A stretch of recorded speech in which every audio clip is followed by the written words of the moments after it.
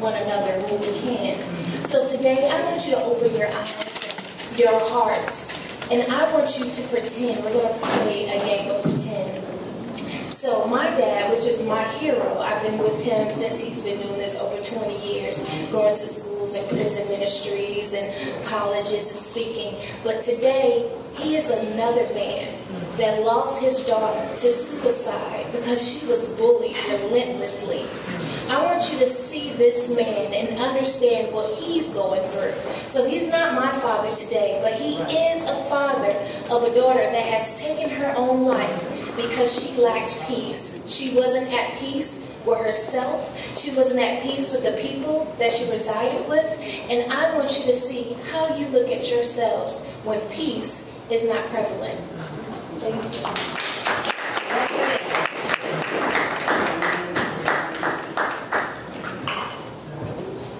Thank you so much for letting me come out and speak to you today. I'm privileged to go around and speak in schools across the nation about the tragedy that affected my life. I had a daughter that was 12 years old. She was a beautiful young lady. Just like any other young lady, she had dreams.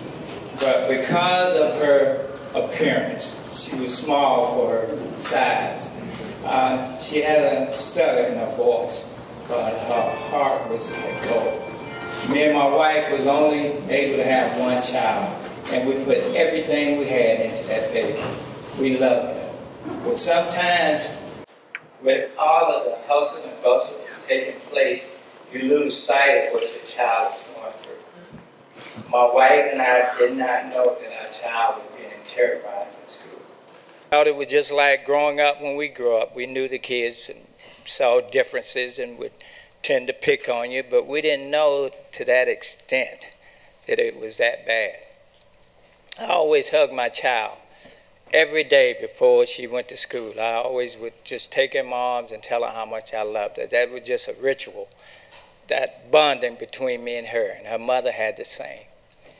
But a year ago, that changed. My baby's no longer with me. She's dead. I said that society took it from it, the ill effect of us not communicating, that we don't see each other as human beings, that we use divisions, whether it's color, height, size, or you're a smart student or you're not. We use division to divide us. And they divided me and my daughter. They took my daughter. I never forget, I was at work,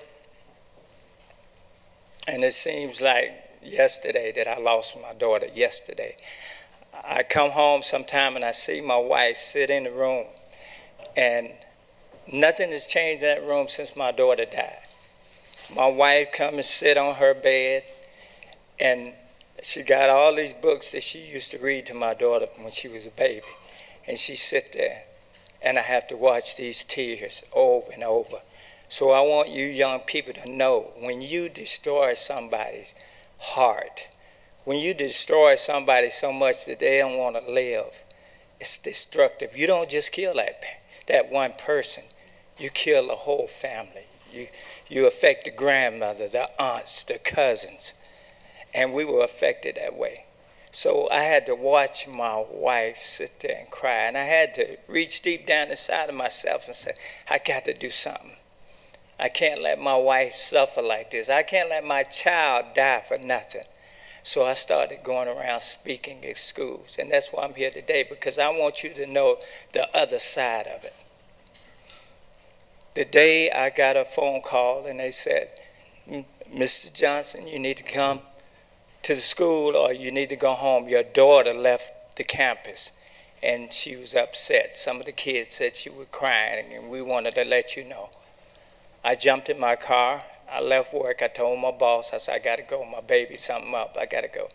And I left work and I was rushing. I mean, trying to get to my daughter. And when I got home and I pulled up in the driveway, I could see her book bag, books thrown all in the yard. And I knew it was something serious. And I know my daughter wasn't a fighter. She was one of those people that were real quiet. She was an honor student, just wanted to make her mama and daddy happy. That was her goal in life, just to make us happy.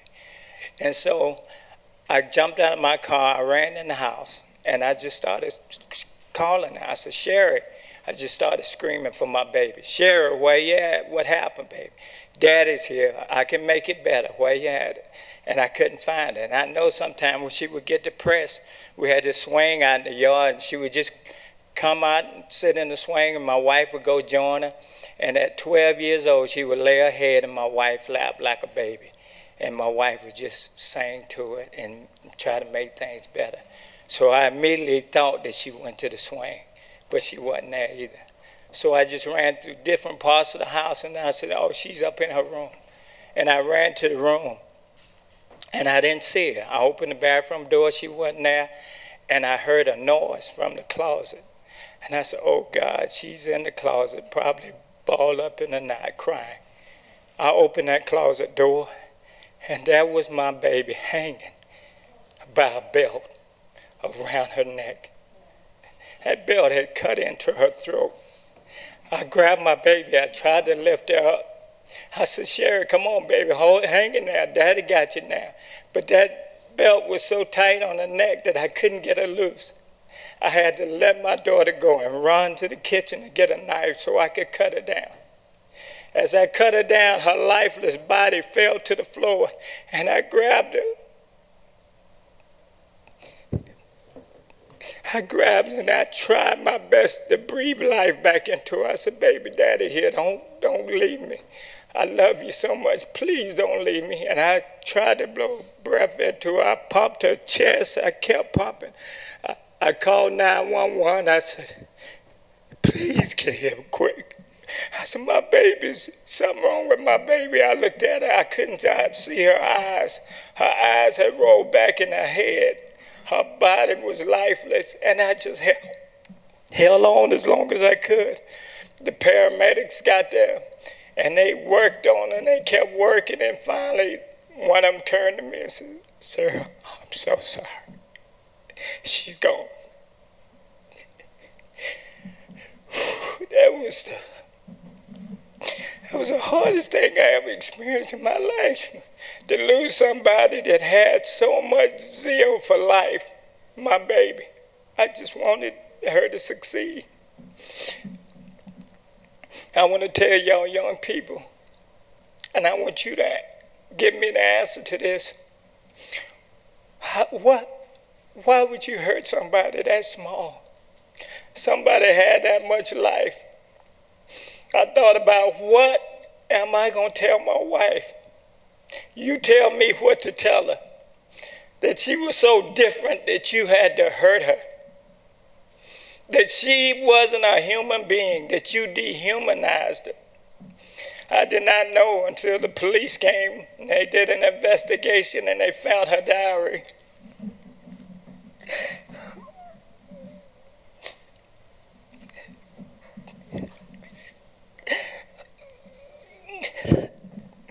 In her diary, she talked about how you spit in her face and you knocked her books out of her hand and said she was a teacher's pet because she wanted to succeed.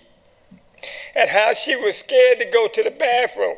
That sometimes she would even wet on herself because she knew you were going to pick on her and beat her up in the bathroom. And I did not know that you sent my daughter through that kind of tragedy. For what? I just want to know the payoff for that. Young people, we are human beings. We're supposed to love one another. We're supposed to be caretakers of each other. The world should be better because we're here, and you don't get it. You killed my daughter. I want you to know that.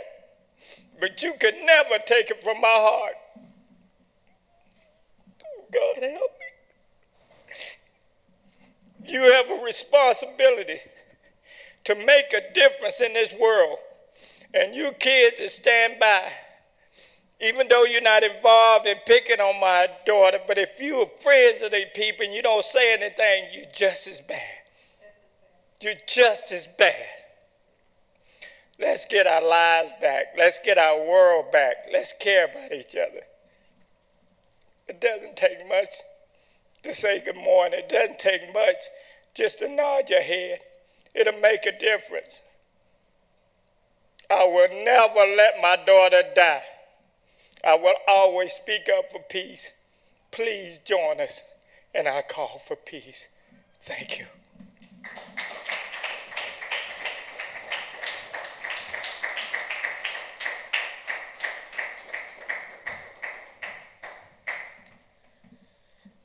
Though that wasn't his story, that is someone's story. Some father, some mother, someone somewhere is dealing with the pain of losing someone because we don't treat each other like human beings, because we're different and we don't look like one another. What he said was so profound that even if you're not the one doing it, if you turn a blind eye to it, you're just as much as a part of the problem. So it's up to us to speak up and speak out. We wear these shirts and they're called A Call for Peace Now. And the reason why it says now is because we don't just need a call for peace, we need it to happen immediately. For things to change, we must lift up our voices. I love what you said. How do we get everything to have that domino effect and to trickle down? I also like that we answered the question, or the panel answered the question, start with someone you know. Go and speak to someone that's different from you and make sure that you can say, hey, I want to understand you and I want to respect you. Just because we're different doesn't mean we have to be separate. So today, when you have a chance, I want you to visit www.nightfightersofamerica.com. And in any way you can be helpful, it will help someone. Even if you can come with us and share your story, if you have ever witnessed pain or know someone that is going through something, and you have seen them come out of it, even if it's you, that would be helpful. Thank you for your time. We appreciate it, Dr. Hall, and we appreciate the wonderful panelists you had up here, and we do appreciate you listening. Thank you so much. Have a great day.